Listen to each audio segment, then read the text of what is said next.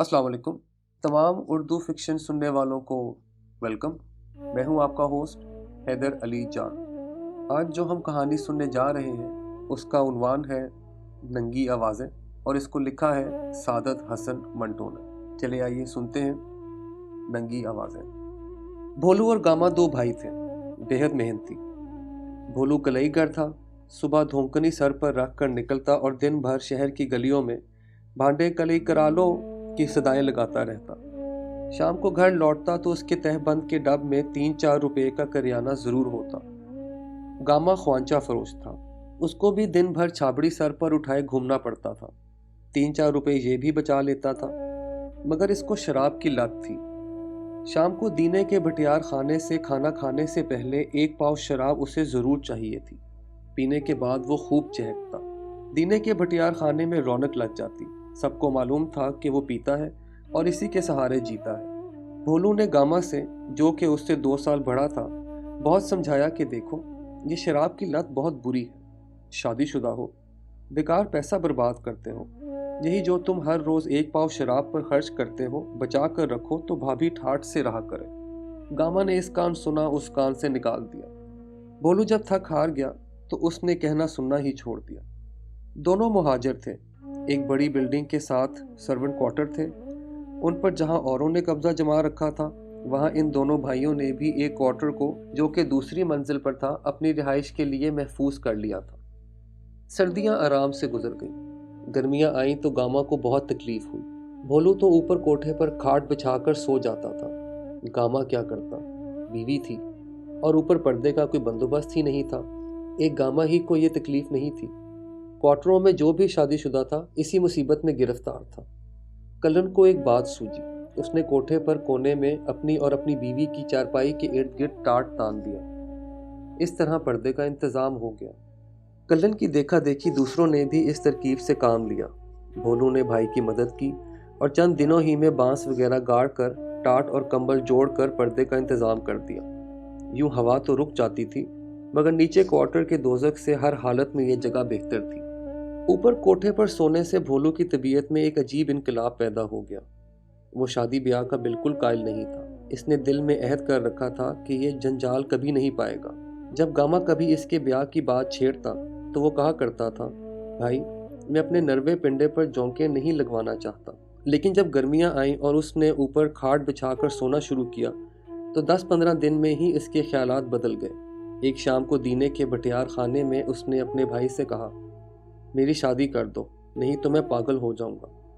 Gamma ने जब ये सुना तो उससे कहा, ये क्या मजाक सूझा है तुम्हें? भोलू बहुत संजीदा हो गया। तुम्हें नहीं मालूम, 15 रातें हो गई हैं मुझे जागते हुए। गामा ने पूछा, क्यों, क्या हुआ? कुछ नहीं यार, दाएं बाएं जिधर नजर डालो कुछ ना कुछ हो रहा होता है। अजीब अजीब आवाजें आती हैं। नींद क्या आएगी, खाक। गामा जोर से अपनी घनी मूंछों में हंसा।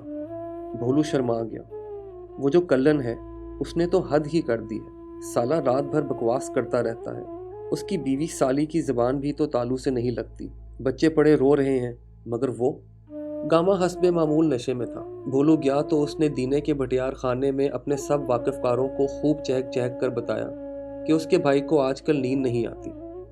इसका बायस जब उसने अपने मखसूस अंदाज में बयान किया तो सुनने वालों के पेट में हंस हंस कर बल पड़ गए। जब ये लोग भोलू से मिले तो उसका खूब मजाक उड़ाया। कोई इससे पूछता, हाँ भाई, कल्लन अपनी बीवी से क्या बातें करता है? कोई कहता, मियाँ मुफ्त में मजे लेते हो, सारी रात फिल्में देखते रहते हो, 100% गाती बोलती।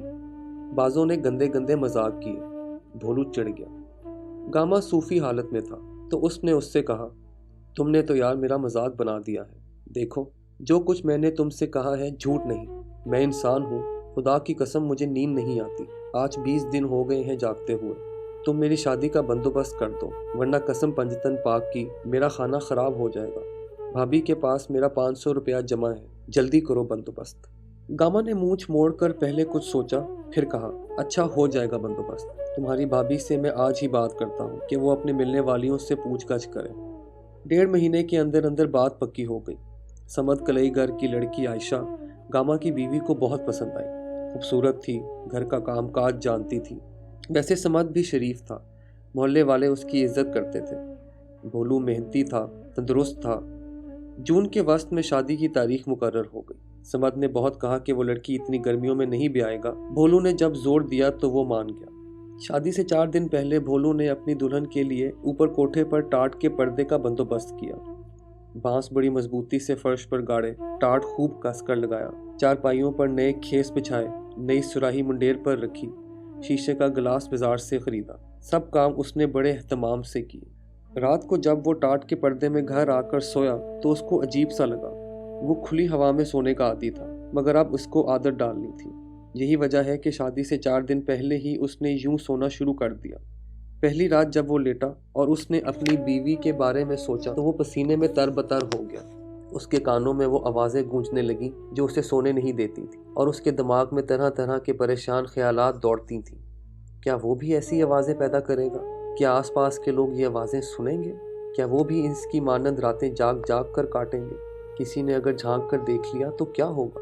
भोलू पहले से भी ज़्यादा परेशान हो गया। हर वक्त उसको यही बात सताती रहती कि टाट का पर्दा भी कोई पर्दा है। फिर चारों तरफ लोग बिखरे पड़े हैं। रात की खामोशी में हल्की सी सरगोशी भी दूसरे कानों तक पहुंच जाती है।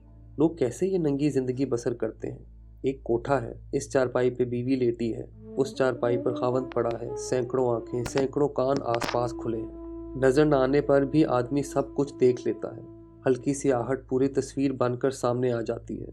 ये टाट का पर्दा क्या है? सूरज निकलता है तो उसकी रोशनी सारी चीजें बेनकाब कर देती है। वो सामने कल्लन अपनी बीवी की छातियां दबा रहा है। वो कोने में उसका भाई गामा लेटा है, तहबंद खुलकर एक तरफ पड़ा है। उधर ईदो हलवाई की कुंवारी बेटी शादा का पेट छदरे टाट से झांक झांक कर देख रहा है। शादी का दिन आया तो भोलू का जी चाहा कि वो कहीं भाग जाए, मगर कहाँ जाता? अब तो वो जकड़ा जा चुका था। गायब हो जाता तो समद जरूर खुदकुशी कर लेता। उसकी लड़की पर जाने क्या गुजरती, जो तूफान मचता वो अलग। अच्छा, जो होता है होने दो, मेरे साथी और भी तो हैं। आहिस्ता आहिस्ता आदत हो जाएगी मुझे भी। भोलू ने खुद को ढारस दी और अपनी नई नवेली दुल्हन की डोली घर ले आया। क्वार्टरों में चहल पहल पैदा हो गई। लोगों ने भोलू और गामा को खूब मुबारकबादें दी। भोलू के जो खास दोस्त थे उन्होंने उसको छेड़ा और पहली रात के लिए कई कामयाब गुर बताए। भोलू खामोशी से सुनता रहा। उसकी भाभी ने ऊपर कोठे पर टाट के पर्दों के पीछे बिस्तर का बंदोबस्त कर दिया। गामा ने 4 मोतिये के बड़े बड़े हार तकिए के पास रख दिए। एक दोस्त उसके लिए जलेबियों वाला दूध ले आया। देर तक वो नीचे क्वार्टर में अपनी दुल्हन के पास बैठा रहा। वो बेचारी शर्म की मारी घूंघट काढ़े सिमटी हुई थी। सख्त गर्मी थी। भोलू का नया कुर्ता उसके जिस्म के साथ चिपका हुआ था। पंखा झल रहा था, मगर हवा जैसे बिल्कुल गायब ही हो गई थी। भोलू ने पहले सोचा था कि वो ऊपर कोठे पर नहीं जाएगा, नीचे क्वार्टर में ही रात काटेगा, मगर जब गर्मी इंतहा को पहुंच गई तो वो उठा और दुल्हन से चलने को कहा। रात आधी से ज्यादा गुजर चुकी थी। तमाम क्वार्टर खामोशी में लिपटे हुए थे। भोलू को इस बात की तस्कीन थी कि सब सो रहे होंगे, कोई इसको नहीं देखेगा। चुपचाप दबे कदमों से वो अपने टाट के पर्दे के पीछे अपनी दुल्हन समेत दाखिल हो जाएगा और सुबह मुंह अंधेरे नीचे उतर जाएगा। जब वो कोठे पर पहुंचा तो बिल्कुल खामोशी थी। दुल्हन ने शर्माए हुए कदम उठाए तो पाजेब की नकरेई घुंघरू बजने लगे। एकदम भोलू ने महसूस किया कि चारों तरफ जो नींद बिखरी हुई थी चौंक कर जाग पड़ी है। चारपाइयों पर लोग करवटें बदलने लगे। खांसने खंकारने की आवाजें इधर उधर उभरी। दबी दबी सरगोशियां इस तपी हुई फिजा में तैरने लगी। भोलू ने घबरा कर अपनी बीवी का हाथ पकड़ा और तेजी से टाट की ओट में चला गया।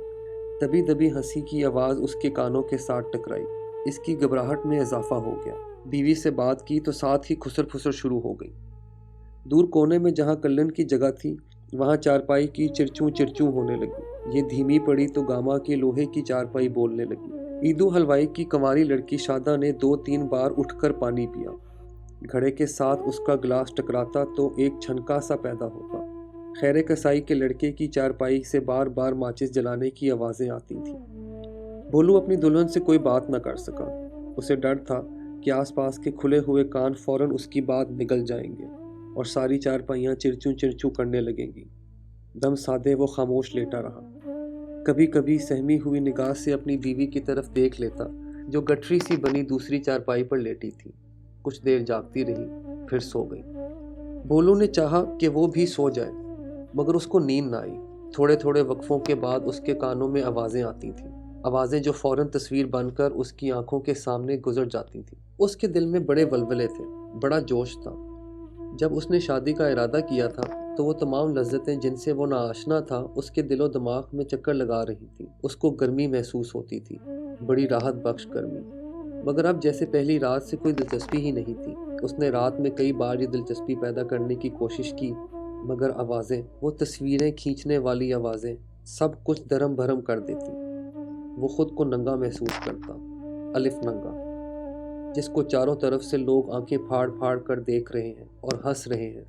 صبح 4 بجے کے قریب وہ اٹھا، باہر نکل کر اس نے ٹھنڈے پانی کا ایک گلاس پیا، کچھ سوچا۔ وہ جھجک جو اس کے دل میں بیٹھ گئی تھی اس کو کسی قدر دور کیا۔ اب ٹھنڈی ہوا چل رہی تھی جو کافی تیز تھی۔ بھولو کی نگاہیں کونے کی طرف مڑی، کلن کا گھسا ہوا ٹاٹ ہل رہا تھا۔ وہ اپنی بیوی کے ساتھ بالکل ننگ دھڑنگ لیٹا تھا۔ بھولو کو بڑی گھن آئی، ساتھ ہی غصہ بھی آیا کہ ہوا ایسے کوٹھوں پر کیوں چلتی ہے تو ٹاٹوں کو کیوں چھیڑتی ہے۔ اس کے جی میں آئی کہ کوٹھے پر جتنے ٹاٹ ہیں سب نوچ ڈالے اور ننگا ہو کر ناچنے لگے۔ بھولو نیچے اتر گیا۔ جب کام پر نکلا تو کئی دوست ملے، سب نے اس سے پہلی رات کی سرگزشت پوچھی۔ پھوجے درزی نے اسے دور ہی سے آواز دی، کیوں استاد بھولو، کیسے رہے؟ کہیں ہمارے نام پر بٹا تو نہیں لگا دیا تم نے؟ بھاگے ٹین ساز نے اس سے بڑے رازدارانہ لہجے میں کہا، دیکھو اگر کوئی گڑبڑ ہے تو بتا دو، ایک بڑا اچھا نسخہ میرے پاس موجود ہے۔ بالے نے اس کے کاندھے پر بڑے زور سے دھپا مارا، کیوں پہلوان، کیسا رہا دنگل؟ بھولو خاموش رہا۔ صبح اس کی بیوی میکے چلی گئی۔ 5-6 روز کے بعد واپس آئی تو بھولو کو پھر اسی مصیبت کا سامنا کرنا پڑا۔ کوٹھے پر سونے والے جیسے اس کی بیوی کی آمد کے منتظر تھے۔ چند راتیں خاموشی رہی تھی، لیکن جب وہ اوپر سوئے تو وہی خسر پسر، وہی چرچوں، وہی کھانسنا کھنکارنا، وہی گھڑے کے ساتھ گلاس کے ٹکرانے کے چھناکے، کروٹوں پر کروٹیں، دبی دبی ہنسی۔ بھولو ساری رات اپنی چارپائی پر لیٹا آسمان کی طرف دیکھتا رہا۔